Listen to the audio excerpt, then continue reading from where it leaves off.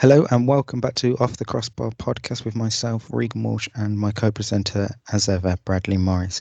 Now, this isn't our usual podcast. This is a bit of breaking news that in the last few minutes, Chelsea have confirmed that they have sacked manager Frank Lampard, despite winning in the FA Cup yesterday against Championship side Luton Town. What are your initial thoughts on this sacking, Brad? Do I come at this from my usual satire point of view or the serious point of view? Either way. Yeah, we'll go both. We'll start with satire. Brilliant. No, this is for the serious point of view. It's not a good sacking, is it? It's a bit early, isn't it? I mean, one bad run and you're gone. yeah. Chelsea. That's the thing though. It could be seen as premature, and he might need more time because I mean he spent over 200 million on players in the summer window, just gone, and they're not going to have had time to gel into their squad fully yet. But it's so typical of Chelsea to sack a manager prematurely. I think also you can always put this down many reasons. One of those being those £200 million players just haven't performed for him. Well, the two attacking lot out of that 200 odd million because. Well, you can argue as Thiago Silva doing enough. Yeah, I'd say there's definitely a big player and standout one for them has been Edouard Mendy in goal. He's been the best one. Yeah, but even he's been flaky in moments. Yeah, in recent weeks he's been quite flaky. Well, he did start off quite well, but the forward two of Kai Havertz and Timo Werner. I mean, Werner scored one goal in his last 16 games, and that was against Cheltenham Town in the FA Cup round 3. I mean, he even missed a penalty yesterday against Luton Town. Well, not missed; it was saved by Simone Sluga. Yeah, I think it was actually Morecambe, but no, not Cheltenham. I've just remembered, but it's still saying either way. But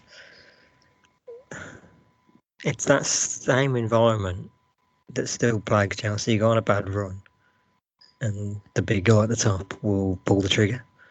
Yeah. It's just typical of Abramovich. He'll always pull the trigger. He wants that instant success, and he wants them to be running away with the league each season. And when they're not doing that, the manager pays the casualty for it, and Lampard's paying for it this time. I think everyone was expecting him to be there for a long period of time, be like the new coming of a new English manager, win lots of trophies there, but it just hasn't worked out for him so far. I mean, he was supposed to be what Ole Gunnar Solskjaer currently is for Man United. Yeah, I mean, yes, Solskjaer hasn't won a trophy at Manchester United, but what he's done for them this season, he's got them progressing really well and now looking like a good, decent team. Do you think another factor in this actually is that he was maybe appointed too soon? Oh yeah, this was 5 to 10 years too soon in his managerial process. I mean, I even think a job like Derby came too soon for him. I think he should have started maybe a league or two lower down and then worked his way up to a championship team, and then maybe in 5 to 10 years got a Chelsea job if he'd done really well. Because I think there was always going to be pressure coming straight from Derby, where he didn't really do much. Yeah, he had a good run with them, but ultimately they didn't win in the playoffs. And then he got given the Chelsea job. First season, yeah, we got him to fourth, but that was mainly because Leicester had a poor run towards the end of last season. And then this season, his side have been found out. Well, if we go on last season was a massive overachievement. 100%. I said at the start of last season, for Frank Lampard, anything bigger than a top 6 finish, so 6 and above, he's done extremely well with the situation he was in. He had no transfer window in his first 2 windows there. Or it might have been the first one because I think he got rescinded by last January. Yeah. And he been managing at a club for 1 year prior. So anything he did last season was always going to be a good achievement for him, as long obviously they didn't get the bottom half or relegated, which he didn't do. He got them fourth and into the Champions League. You can credit him as well with that last season for bringing in What I guess they would love to have called the class of 2020. Yeah, the likes of Billy Gilmore. Not as much Gilmore this season. He hasn't seemed to carry on. Yeah, But the obvious considers like Mason Mount, Tammy Abraham. yeah, them two especially have been the standout players under Frank Lampard, young English talents up and coming. Interesting because, well, the reports are saying Thomas Tuchel is going to be the new Chelsea manager, having recently been sacked from PSG himself The a words of Don month for ago. the A words month ago, actually. yeah, He the got words sacked of a month ago. Don Fabrizio is literally already saying it's agreed. So Yeah, I'm seeing reports that it's until 2022, so that'll be interesting to see what Thomas Tuchel can do. And also a bit of interesting, considering how quickly they've got it done and what he will bring. Because I mean, there was a lot of reports by the Athletic over the last fortnight or so saying if Frank Lampard was to get the sack, they would bring in a new German-speaking manager to help out with Werner and Havertz, which we spoke about on our podcast the other day, about what the bad effects of that. If you think back to the Aston Villa when they under Randy Lerner, they hired Remy Gard. It helped out the French-speaking players, but it didn't help out the English ones. So could they have the same sort of effect with Tuchel coming in at the bridge? I mean, when I said that, it was definitely in the satire part of the Oh conversation. yeah, But in serious, it does seem like a bit of a strange plan. Any manager going in should be able to communicate with players of in many languages at the top club. yeah, 100%. And especially when the club is an English-based club, you would think English would need to be the manager's first language rather than them concentrate on his German speaking. Which, you think the majority of the squad, there's only like 3 German players, isn't there? So Werner, Havertz, and Rudiger. Yeah, they're the So only 3 three players out of Germans. a 25-man squad. That's pandering a bit if he is that far, but Yeah, I'd be surprised. it'd be very strange if that was just the reason rather than he's one of the best available managers. Because there obviously had been links with Julian Nagelsmann, but he was never going to leave behind. Max And Allegri, Sky there'd been started talks that with as well. false rumour. Well, yeah, I didn't think there would be anything on Nagelsmann. Allegri I think, could have been an option. I feel like Wouldn't that have would have surprised been. me if they. I feel like that one would have been very close to Conte. Yeah, it's going to be interesting to see what Chelsea do now for the rest of the season. They do have a midweek game coming up, which we'll talk about more in our actual podcast, which will be out later on today. They play on Wednesday at home to Wolverhampton Wanderers at 6 o'clock. So I doubt he'll be in the dugout, but I imagine Tuchel will be in the stadium for that one. You'd think if he's not in England, he'd be quarantining Yeah, when he comes over. So I'm not maybe too 2 sure. weeks. If I don't know how it works, but Hmm. the last thing on Tuchel, because if you're aware how he's known for his training methods. No, I'm not too sure on that.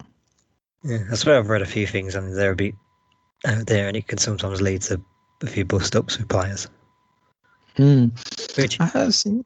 Go forgetting on. PSG, he was known for the potential bust ups with like Neymar and stuff. Was it Yeah. Neymar Cavani? He was overseeing all that one. Yes. Yes. Yes.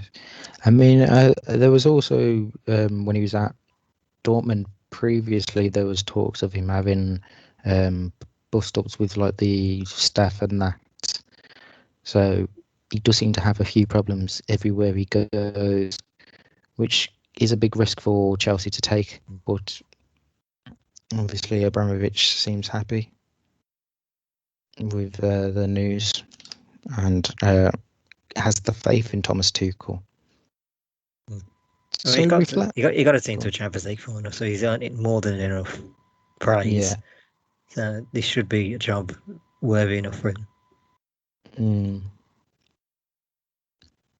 Right. Do you think Lampard's going to be out of the job long then? Or do you think there'll be a job that will come available for him, say somewhere lower down in the leagues? Honestly, I would not be surprised if his next job was in the Premier League. Like, you look at... I mean, if you look at the situation that's going on at Newcastle at the minute, you think how long Steve Bruce got left? Obviously, I'm saying, Bruce ain't going anywhere this season. But I think the Newcastle job would tempt Lampard, even if he was that desperate. I think you're looking at maybe like a Fulham. I don't see them getting rid of Scott Parker anytime soon. That's my thing. I think Bruce would more likely happen before Parker leaving. Maybe. So I'm just reading here something about. You just know in the betting odds, Lampard will always be in there now. Yeah. Just a little bit of more news on this sacking. Apparently, according to the Athletic, Lampard's relationship with Marina Granovskaya, who is the one that does a lot of the transfers, she's the one with transfer deals sorted and that, rather than Abramovich, obviously, because Abramovich is not allowed in the country. Apparently, that has deteriorated. Players ignored by Lampard, which is something. Petr Cech was involved in planning the successor, and Ralph Rangnick had been offered the interim role but turned it down, is what the Athletic are just reporting in the last few minutes. In an interim role to the end of the season, Rangnick wouldn't have been the worst option. Yeah. I think that would have been quite a smart move, should that have happened. But obviously, in terms of short-term deals in other European teams, he's worked out pretty well.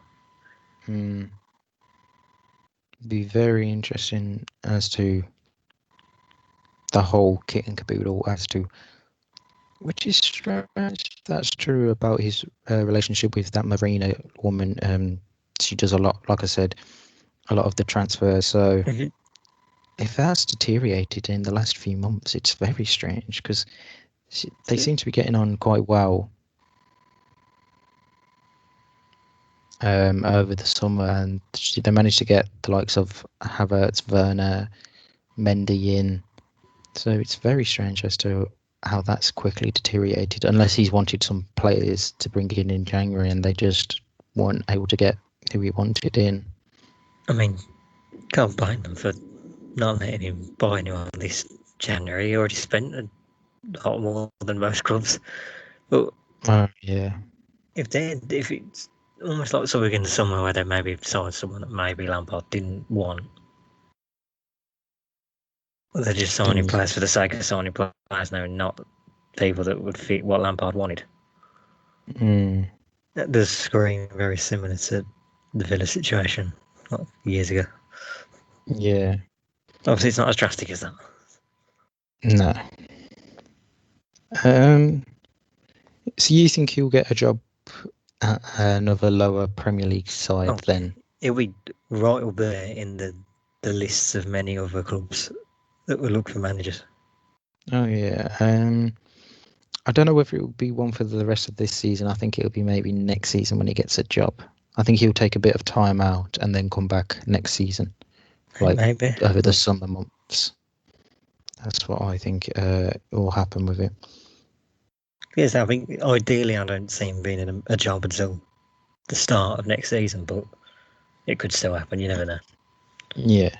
Right. We'll have our usual podcast out as well later on today, where we have a look back at all the action in the FA Cup, the Women's Super League, everything that's happened across Europe, and any other news from around the world of football. Make sure you like, comment, and subscribe wherever you're listening to, and we'll see you, well, for us later on, and for you as well later on. And don't forget, our transfer show will be out tomorrow as well.